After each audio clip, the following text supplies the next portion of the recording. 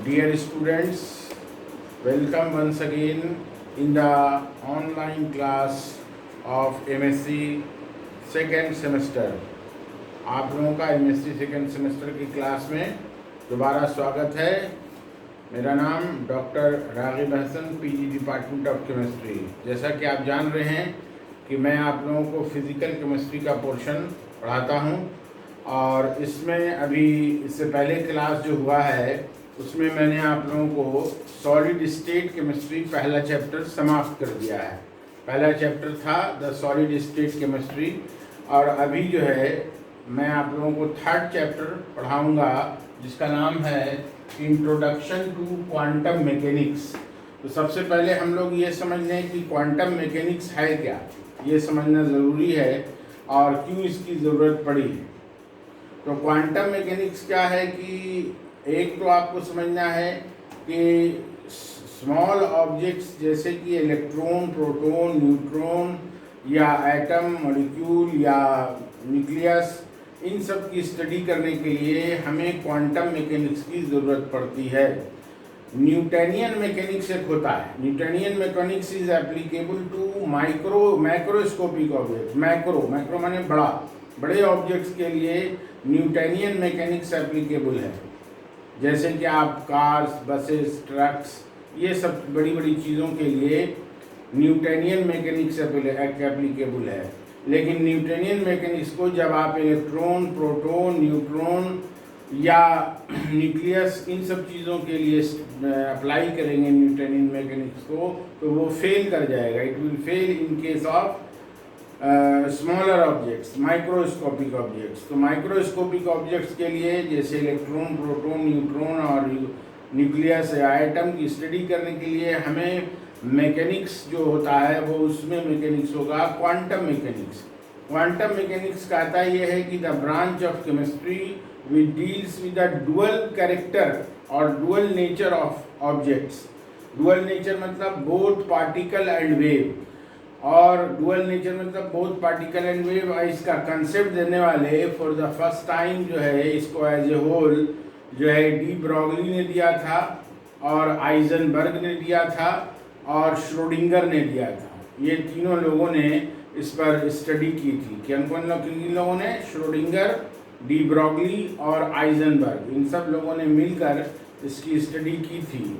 तो आइए जो है बेसिक से समझने की कोशिश कीजिए कि de Broglie's equation, Eisenberg uncertainty principle और इसके बाद आपको Schrodinger wave equation in 3 dimensional box, ये सब आपके सिलेबस में स्टार्ट में पढ़ना है। तो क्वांटम मैकेनिक्स क्या है और न्यूटनियन मैकेनिक्स क्या है, दोनों में फ़र्क आप समझ गए होंगे कि माइक्रोस्कोपिक ऑब्जेक्ट्स के लिए जैसे इलेक्ट्रॉन, प्रोटॉन, न्यूट्रॉन के लिए क्वांटम मैकेनिक्स अप्लाई करेंगे। On the country bigger objects के लिए जैसे कार्स, बसेज और ट्रक्स, इस तरह का केस है या एरोप्लेन है, वहाँ पर आप न्यूटनियन मैकेनिक्स अप्लाई करेंगे।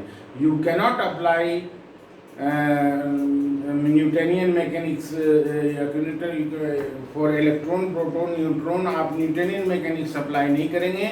वहाँ पर आप क्वांटम मैकेनिक्स का अप्लाई करेंगे, जिसको देने वाले इरविन श्रोडिंगर और जो है आइजनबर्ग और डी ब्रॉगली थे। तो अभी आप लोगों को डी ब्रॉगलीज इक्वेशन की चर्चा करेंगे आज पहला क्लास में। डी ब्रॉगलीज इक्वेशन से बात जो है आगे जाएगी। तो डी ब्रॉगलीज इक्वेशन जो है, डी ब्रॉगलीज इक्वेशन और ये जो है आपका जो है डुअल नेचर ऑफ इलेक्ट्रॉन है। तो ये डुअल नेचर ऑफ इलेक्ट्रॉन है। कहता ये है कि de Broglie is applicable for both particle as well as wave, दोनों के लिए एप्लीकेबल है कि डुअल नेचर के लिए। इसका इक्वेशन क्या है, इसका डेरिवेशन समझ लीजिए। Lambda is equal to h by mv है, ये डेरिवेशन है। mv को मोमेंटम कहते हैं, h बाई p। इसका डेरिवेशन कैसे करेंगे, ये देखिए। E is equal to h nu होता है, h आपका प्लैंक्स कांस्टेंट है, न्यू जो है फ्रीक्वेंसी है। तो c is equal to nu lambda. तो यहाँ से सी निकालेंगे, यहाँ से न्यू निकालेंगे, तो ये हो जाएगा सी बाई लैम्डा। बस इसमें पुट कर दीजिए, तो ये हो जाएगा h c by lambda. This is equation number. इसके बाद देखिए यहाँ पर आइंस्टीन इक्वेशन है E is equal to m c square. आपको मालूम होगा Einstein equation E equal to m c square. इसको इक्वेशन 1 ले लीजिए, इक्वेशन 2 इसको ले लीजिए। तो इक्वेशन 1 और 2 के हेल्प से आप कह सकते हैं कि यहाँ पर जो है आपका m c square is equal to h c by lambda. C and c will get cancel, तो आपका आ जाएगा m c equal to H by lambda. तो लैम्डा को आप निकालेंगे तो एच बाई एम सी हो जाएगा। देखिए इस सी को आप बी से रिप्लेस कर दीजिए, इससे रिप्लेसमेंट कर सकते हैं, एच बाई एम बी हो जाएगा। C will be replace by m b. यही आपका डेरिवेशन हो गया डी ब्रॉगलीज इक्वेशन में। तो ये एच बाई पी हो सकता है, पी लिख सकते हैं आप। तो यहाँ पर देखिए lambda is equal to H by P. तो पी जो है ये एच जो है कांस्टेंट है, तो lambda inversely proportional to momentum, momentum के इनवर्सली प्रोपोर्शनल होगा। ये जो है लैम्डा आपके सामने देखिए, यानी more is the momentum less will be the wavelength, less is the momentum more will be the wavelength. तो ये बात है। उसके बाद एक चीज़ और जान लीजिए, इसको काइनेटिक एनर्जी के फॉर्म में आप कन्वर्ट कर सकते हैं। Half M V square, M से मल्टीप्लाई कीजिए, एम से डिवाइड कीजिए, आप देखिए ये हो जाएगा half M square V square by M, that is equal to K E. और ये आपका हो जाएगा P square by 2m। P square इसलिए होगा कि मोमेंटम एम वी होता है, ये एम स्क्वायर वी स्क्वायर है, तो ये पी स्क्वायर हो जाएगा मोमेंटम का स्क्वायर। इसलिए पी स्क्वायर बराबर 2 इंटू के ई इंटू एम आ जाएगा आपका। तो पी को आप निकालेंगे तो अंडर रूट 2 के ई इंटू एम, ये आपका इक्वेशन सामने आएगा। इसके बाद आप लोगों को देखना ये है कि इसमें आप पुट कर दीजिए lambda is equal to H by P, ये इक्वेशन तो है ही।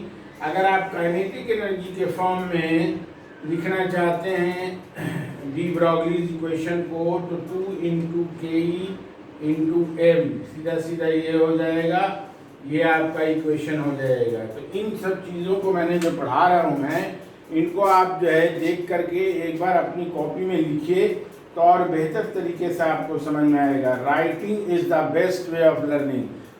लिख कर पढ़ें तो आपको अच्छे से बात समझ में आएगी, नहीं तो ऐसे ही देखने से बात नहीं समझ में आएगी। आप जो है छोड़ते जाएंगे, देखते जाएंगे, पढ़ते जाएंगे, तो ऐसे काम नहीं चलेगा। आप पढ़ के देखिए तो लिखिए भी, लिखने से समझ में आएगा, ये बात है। अब आइए अगली बात हम लोग कर लें कि de Broglie's equation, de Broglie's equation and Bohr's atomic theory. Bohr's atomic theory के फुल एग्रीमेंट को ये में है, ये Bohr's atomic theory is in full agreement with the Bohr's atomic theory. Bohr's की एटॉमिक थ्योरी में एक पोस्टुलेट आपने पढ़ा होगा कि angular momentum mvr is equal to nh by 2 pi, ये याद होगा आपको, ये पढ़ा होगा। इस चीज़ को जो है डी ब्रॉगली इक्वेशन जस्टिफाई करता है, जस्टिफाई करके आपके सामने आपको देगा ये।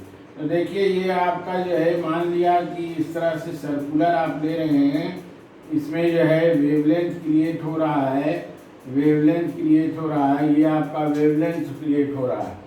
तो ये circumference of the circle, circumference of the circle, circle का circumference, circumference of the circle is equal to wavelength. जितना वेवलेंथ हो रहा है, total wavelength, number of wavelength जो है, तो देखिए circumference of circle 2 pi r, और ये इक्वल टू NH। एन इसलिए कि नंबर ऑफ ये है वेवलेंथ है, टोटल वेवलेंथ जो है लैम्डा है। यहाँ से आप लैम्डा निकाल लें तो ये देखिए 2 पाई आर बाई एन हो जाएगा, 2 पाई आर बाई एन। इसको आप इस तरह से इक्वेशन नंबर 1 ले लीजिए। हम लोग डिस्कस कर रहे हैं कि वेवलेंथ, ये डी ब्रॉगली इक्वेशन को इससे जो है कैसे agreement with bourse atomic theory है, इससे कैसे जस्टिफाई कर रहा है। तो देखिए यहाँ पर आपने पढ़ा lambda is equal to H by M V, lambda equal to H by M we.